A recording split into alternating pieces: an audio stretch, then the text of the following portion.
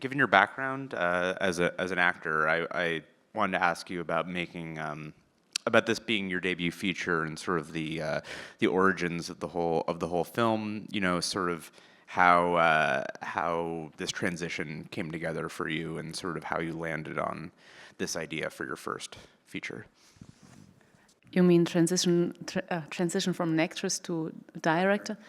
I think I always wanted to direct. Maybe I didn't have the courage or the means, or I was too young, or I don't know. But in the end, like, I was an actress, and I took a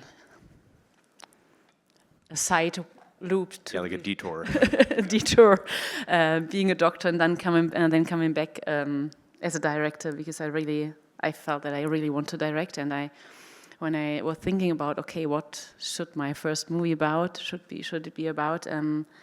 I felt that I had a lot of thoughts about the parents-children's relationship, because it's a relationship which is there all of our life. We're always children, and a lot of us are as well parents. I'm a mother, I'm a daughter, I'm a friend of mothers and daughters and sons and fathers, and so there's always a lot of talking about this relationship, and there can be so much love and there can be so much pain.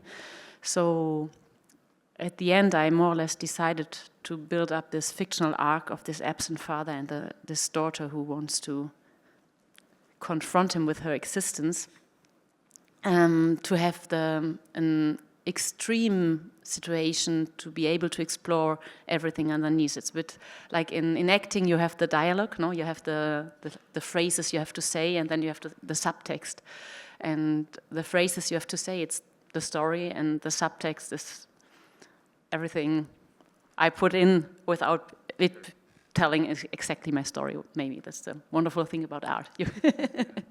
And like when I first looked at the film, I had this feeling like you were trying to avoid certain cliches that are bound up in the way that films tend to depict this relationship that you're talking about. And I was wondering if that was the case for you, if there was sort of like a list of things that you wanted to avoid in making this film. I mean, they're still screaming on the ocean. I'm sorry. So there are some well-known pictures in it. So maybe I didn't avoid everything. But yeah, of course, I wanted to... it's not that I had a bucket list to avoid, but I wanted to be as true and as honest and as authentic as possible. So I double-checked a lot. Even when we were rehearsing, we double-checked everything. If it's really, if it's right in the moment, and if the emotion is there, and if because I didn't want to construct a story just to maybe to have this beautiful image somewhere, or to have this possibility to show something, but I really wanted to be organic somehow. I don't know. Yeah. And I mean, given the centrality of the two roles, the father and Juli and Luca's roles, of course I want to hear about the casting process. I imagine one of the roles was probably easier to fill than the other, but yeah, could you tell us a little bit about this, and then later I'll ask about how you actually work with them. Yeah, actually, I mean, Luca, we didn't do a casting for Paolo.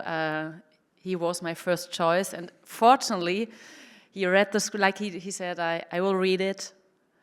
If I moved, and then if I feel that I can give something to the story, I say yes. If not, I will say no. So, but I was lucky. He was very moved, and he really wanted to do this part, even with the first script, which was bad, I think. I think this is the 7th we shot, so even this one convinced him. And then we had to wait to cast the main character, because I was quite sure that I want to have a 15-year-old girl, 15, 16-year-old, because I think that in this age you have a very specific energy, and of course there are actresses which are wonderful, 20 years old, and they they are able to pretend to be 15, but still the energy is different. So we had to wait because I couldn't cast a 10-year-old to be then 5 years later my lead. So we casted Leo, I think 4 months before shooting, so it was quite exciting. And then Juli came along. I mean, there were a lot of wonderful young actresses and really a lot of talent. I was impressed. But Juli convinced me because she has, it's her first experience. She never did anything before, not even a theater play in school. She had no idea what acting is about and what a casting is about. So we did a lot of recalls, but every time we met, she did one step further, and she was always so honest in everything she did, and there was so much courage in every decision, because as an actor you have to go where it's uncomfy, where it's wobbly, where it's unstable, where it's getting a bit risky for yourself. And she did this, like every call back she went somewhere, you could see in her face that she really didn't want to go there, but anyway she did. And I think these are the two qualities which are so important for an actor or an actress: the honesty and the courage, and the rest you can figure out. So I found her, we found her, and I mean Luca is honest and courageous as well. So I had the luck to work with wonderful actors, and and I had the luck that I convinced the production to have 1 month of rehearsing before, which was really important for us to find a common language with the emotions, but as well the body language, because they have to walk in a similar way and they have to move in a similar way. So yeah, we worked a lot together. Yeah, how did the characterization for both roles sort of change in rehearsals, and maybe even after rehearsals? But I'm curious what the how the process of sort of actually building the characters with the actors. I have to say, for me, it didn't change. Maybe for them, I don't know if they had other ideas, and I think they're quite like I imagined them. So for me, we didn't change the characters. Juli in real life is really different. She's this super friendly, smiling, jumping around young person, totally the opposite of Leo. Luca is as well not Paolo. So no, I think they really found them in the script, and in the rehearsing they kind of found the two characters, and yeah. I'll ask one more thing, then we'll see what the audience wants to know. Another collaboration that I want to know about is your work with your cinematographer, and yeah, it seems like that relationship would be especially important on a first feature. So what can you tell us about the sort of the process that the two of you worked out? I mean, I love Carolina, but we never worked together before. I've seen 2 movies of her, and I really liked her style. I like her honesty as well. I think she's great because she's never pretending, and she's never putting style first, but always putting emotion and storytelling first, which I really, really love. And so I asked her if she wants to collaborate, and she was quite thrilled about it because she liked the screenplay. And so, but it was the first time we worked together, so which is a big thing. Normally you do shorts together before you do a feature film. So this was quite something I was a bit like nervous about, but then in the end it was just wonderful to work together, because she's a wonderful human being, and she is a great DOP, and she is a great team leader as well, because it's a really eye level and not kind of hierarchy. Yeah, it was a really, how do you say, a low hierarchy set? Hierarchy? No. Yeah, I don't know. Like it's it's not like I was not up to down. Not super hierarchical. Yeah. I don't know how to say it in English, but it was a really nice way of collaborating and to respect each other, which is important. Like, because the DOP is not just the eye, and somehow as well the soul a bit, but is as well head of the whole technical department, so it's quite important, a super important role. Yeah.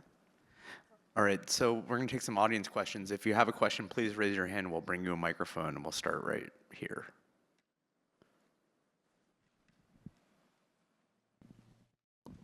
Hi, beautiful movie. I'm in love with your socks. They are just perfect. These are my fortune socks. I have to wear them for every premiere, and this is the US premiere. So, two questions. Do you have a special bonding with that animal in general, or it's just like because it's in your movie? So I wanted to know if it's something. No, the socks, I got it as a present for the movie, so... But do you have like a Socks special, like, is the flamingo represent something for you? Like, because you put it in the movie, or it's just like it's the animal you thought was good to represent the story? And the second question is, what's like, are you seeing your next future being you as a director, or you're going back to wanting to be an actress, like for your next movie? That's it. Thank you. Thank you. No, actually, the first character who came to me was the place. When I had the first phrase in my mind or in my stomach, girl confronting father with her existence, I ended up in Marina Romea, where we shot the movie. It was like this end of October. My daughter wanted to see the sea. We went there, and this place was so magic because it was so like I could see all of a sudden I could see the father there who's like barricading himself, and I could see the daughter coming like the ocean, tearing down this dune to enter his life. And then this place had flamingos. So I found them there, and I felt ignorant because I didn't know that Italy has flamingos. And then I looked it up, and I did some research, and I discovered that the flamingos are these perfect parents doing everything 50-50, no matter if male or female, even just for 2 weeks. But anyway, they are. So I had to use them, yeah. And second question, I definitely want to continue directing. So congrats on your film. It was absolutely amazing and really, really moving. I have 2 questions for you. The first question is, how did you find the courage to finally direct? And please continue to do so, because you're great at it. And then the second is, what was the source for the film, because it feels very realistic, and then how you maintain the honesty, because you kept mentioning honesty was very important for you. The first question I already forgot. How did I get the courage to direct? No, thank you. Yeah, I think actually looking back, I always wanted to direct, but then somehow maybe I got a bit distracted because I acted already, and I was a mother quite early, and all the things happened. And then I tried, and it was not easy as a young woman, like 15 years ago, to get financing, because I didn't study directing. So now I'm I don't know, Quereinsteiger. I don't know the English word. A different track. Yeah. Actually, I quit film industry for a while because I got a bit tired, because I tried and it didn't work, and I studied medicine, and I became a doctor, and I worked as a pediatrician. And then I was in hospital, and I had maybe this Paolo moment he should have had, and Leo did with him, like to put the mirror in your own face and saying, okay, who are you, and what do you want to do in your life? And I had to answer, I want to direct. So I was like, okay, but you won't direct if you're in the hospital. So I quit, and I did this 6 years ago, and I started the journey with this movie 6 years ago. And it was, yeah, that's basically my story.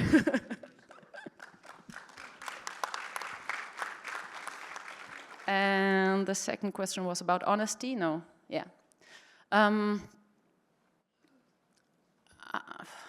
I think it's just kind of important to me. In life and in movies and everywhere, I have problems with if something is not authentic.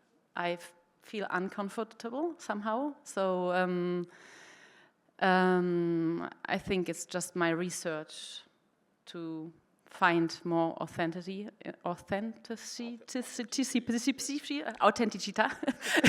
in life. Authenticity. Thank you. Hi, I'm a big fan of your work, not only with film, but with pen, paper, and peace. And with your nonprofit and your short film, Farah, and now this, you seem to be centering like the stories of children instead of, whereas like it could have easily been Paolo's story instead of Leo's story. So I'm just interested about the draw of centering like young girls' experiences with your 2 films so far. I mean, stories happen in your somehow most of the stories I wrote till now have young leads. I love working with kids and young people. Maybe it's the same thing, the authenticity. Yeah, that. Because I think young people are just amazingly honest and not pretending too much and not barricading themselves behind how should I behave in this situation. So I just like them. And I think it's important to tell their point of view because they are human beings and they are quite clever. And yeah. Hi there, thanks very much. So I spent a lot of my childhood in Rimini, and meine Mutter ist Deutsche, so this felt like a very personal film for me as well, so thank you for that. I wanted to ask 2 things. One of them is with regards to the rehearsal process. You said that you managed to have about a month of rehearsal, which is amazing, and I'm curious to hear what that was like. And the other thing I'm curious about is, in the 7 drafts that you wrote, was there ever a moment, because this is it strikes me as it's a realist, we don't depart reality, but there are moments where we perhaps might have. And I was wondering if, as you were going through the editions, there were ever any moments where you broke with realism and you had a sort of fantastical sequence. I did have one in the end. Some kind of, is it Lawrence anyway? I don't know. This moment, how could it have been? But then I decided not to have it because the whole movie is so close to reality that it felt wrong. Like in my short, which was mentioned earlier, I did it. I broke the reality and went somewhere else, and it worked fine. So I was interested in doing it here, but then I decided not to because we've already the dying flamingo. It's enough. And the rehearsing process. I mean, we did not rehearse 1 month all day. The production would have killed me because I had other things to do. I had to scout and I had to work with the DOP and I had to organize everything. But we did at least 2 hours a day. Every day with Luca and Juli, and every 3rd day with the little girl, and sometimes with Gaia, who did Valeria, and 2 or 3 times a week as well with Arturo, who did Edo. And basically, I mean, we played a lot. We did a lot the mirror game, like mirroring the other. We did a lot of anger runs, I called them, and the actors hated me for it, like doing everything very angry. We did a lot of physical work, basically, a lot of physical work, because, I mean, as a woman, and especially as a young girl, you're not so used to show anger, and to punch somebody, and all these things are not well seen for females. So to explore this was quite important to find the character of Leo. And on the other side, I mean, Paolo and Leo both have this anger, and they're quite similar in this. So to explore anger and to explore the feeling of being abandoned, or the feeling that you, they're like, we did some scenes like, it would be like he would moderating and I would clinch to his leg and he would try to escape and not be able, like things like this.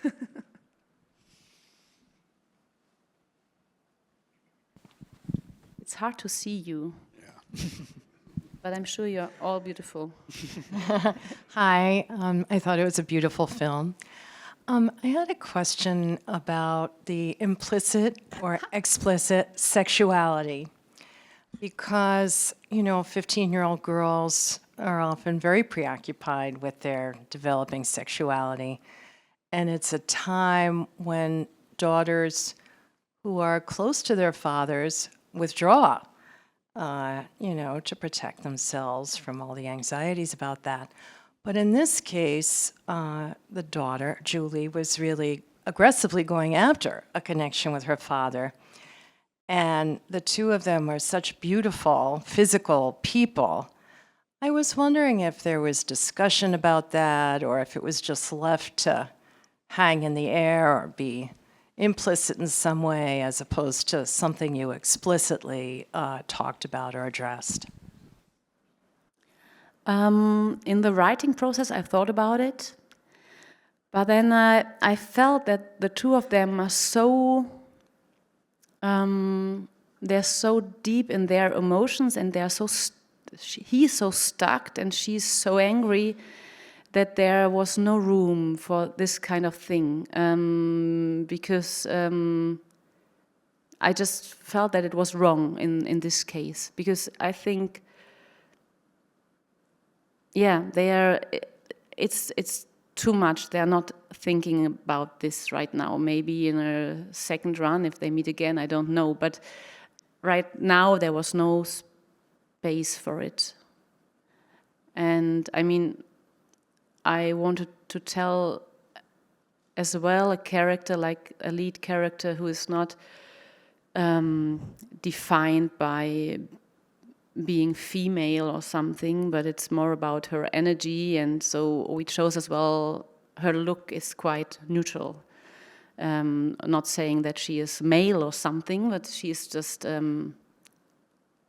Leo, and it's not so important how her body looks, or if she's sexy or not, or I don't know. I was not interested in this. All right, so we have time for one final question. Anyone?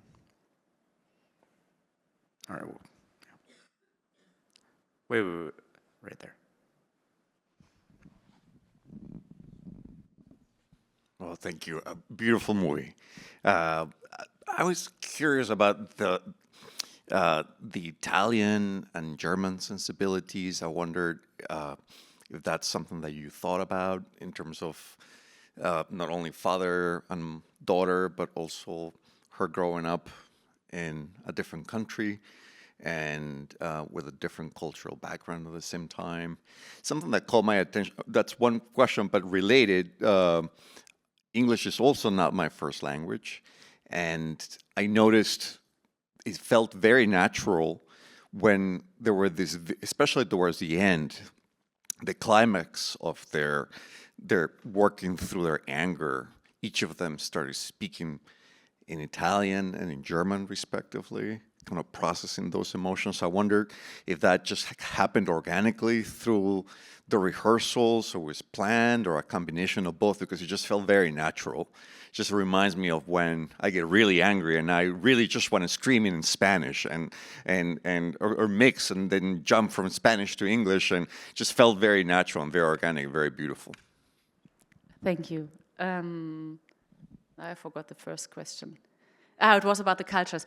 Like, I'm German, and I lived between Rome and Berlin since now 13 years. So I think on one hand, it was good for me to work on my own cultural clashing experiences.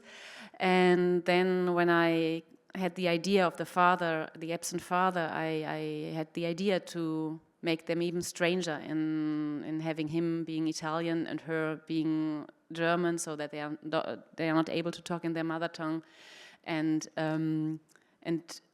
I think it was quite interesting for this case because they, like you've seen it, but they had to talk with their bodies and they had to talk with their eyes, and it gave me the chance as a director to explore way more the non-verbal communication, which is quite interesting in the visual art. And yeah, and that's why when I wrote them, they started to talk like in an Italian English and in a German English. So the dialogues are already written a bit like this, like in a wrong English as well. And it is written that when the changes, when they change from English to Italian or English to German, it's already in the screenplay. All right, we're going to leave it there for now, but Alissa, thank you very much for this film. Thank you.